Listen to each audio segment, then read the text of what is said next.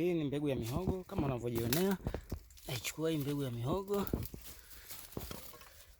naweka humu tayari kwa ajili ya kwenda kuipanda. Mbegu ya mihogo hii, mihogo ni maarufu. Hii mbegu nimetoa Tuliani. Tuliani kule ni maarufu sana kwa mihogo hii. Hii ni mihogo ya muda mfupi, na hii mihogo ni kwamba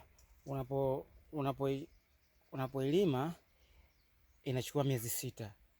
Hii mihogo kwa jina la kule Tuliani inaitwa Mhonya Mkiwa. Mhonya Mkiwa hicho ni Kiruga, nafikiri Kiswahili chake unaweza ukasema kwamba ni mihogo inasaidia kuponya maskini au kusaidia maskini, kwa sababu ni mihogo ambayo inawahi kuzaa.